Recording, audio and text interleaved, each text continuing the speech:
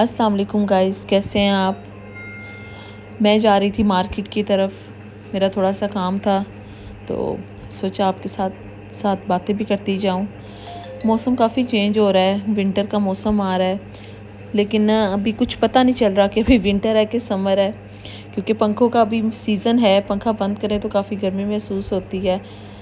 तो आजकल डेंगू का भी काफ़ी मौसम आया हुआ है, तो एहतियात करें आप लोग डेंगू से, क्योंकि और ज़ुकाम वगैरह भी बच्चों को बहुत ज़्यादा हो रहे हैं। एहतियात कीजिए, बहुत ज़्यादा पानी को खुली जगह पर नहीं छोड़ें।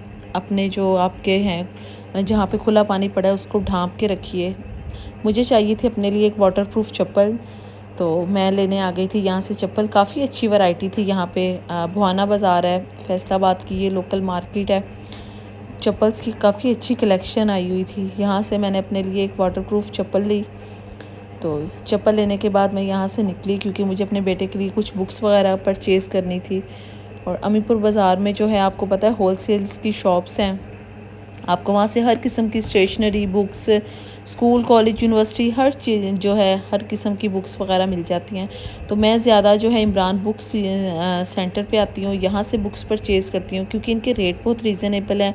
और फिर ये जो है ना रिटर्न करनी हो या चेंज करनी हो तो ये प्रॉब्लम नहीं करते, फ़ौरन से कर देते हैं। उसके बाद मेरे हस्बैंड को एक काम था तो उन्होंने कहा वो भी करते जाते हैं। फिर हमारी हुई घर की तरफ वापसी।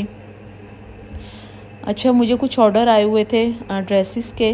मेरी वीडियो को देख के किसी ने मुझे जो है ऑर्डर दिया था, तो वो मैं 2-3 सूट जो थे वो भी परचेज़ करके आई थी। घर जाके मैं आपको वो भी दिखाऊंगी। तो मेरा घर आके ना मूड हो रहा था कि मैं थोड़ा सा हलवा बनाऊं, क्योंकि मुझे गले में ख़राश महसूस हो रही थी। तो मैंने जब सूजी देखी तो बिल्कुल थोड़ी क्वांटिटी में थी। मैंने सोचा चलें कोई बात नहीं, मेरे लिए तो बन ही जाएगा। तो मैंने जल्दी से देसी घी डाला। आपकी मर्ज़ी है, आप हलवे में देसी घी भी डाल सकते हैं, डालडा भी। तो सूजी को अच्छी तरह आपने भून लेना है। और दूसरी तरफ मैंने शीरा रख दिया, थोड़ा सा पानी डाला, जिसके अंदर मैंने जो मेरी थोड़ी सी क्वांटिटी की चीनी थी वो डाल दी। आपने सूजी और जो शुगर है उनको बिल्कुल जो है ना बराबर की क्वांटिटी में करना है। तो ये इधर मेरी सूजी भून रही थी। ज़्यादा ना आपने बिल्कुल डार्क ब्राउन कर देनी है, ना लाइट रखनी है, बड़ा मीडियम साइज़ को शेड दे देना है। तो जितनी देर में सूजी की भुनाई हो रही है, दूसरी तरफ मेरा शीरा भी तैयार हो रहा है, ताकि दोनों काम एक साथ ही हो जाएं। गला ख़राब हो तो आप ज़रूर ट्राई कीजिएगा, बड़ा अच्छा टोटका है। इसको आप हलवे को जब खाएंगे तो आपके गले में आपको खुद ही जो ख़राश है ना उसका फ़र्क महसूस होगा। तो मैं थोड़ा थोड़ा सा इसमें ऐड कर रही थी, क्योंकि अपने आप को बचा के रखिएगा, छींटे बहुत ज़्यादा उठ जाते हैं। और ये देखें, इसको अच्छी तरह मैं साथ साथ मिक्स कर रही थी कि जल्दी से कुक हो जाए। बस इसको कुक होने में टाइम नहीं लगता, हलवे को की भुनाई में जो टाइम लगता है बस वही है। मेरे पास कोई ड्राई फ्रूट्स वगैरह नहीं थे, आप इसके ऊपर गार्निश के लिए बादाम वगैरह इस्तेमाल कर सकते हैं।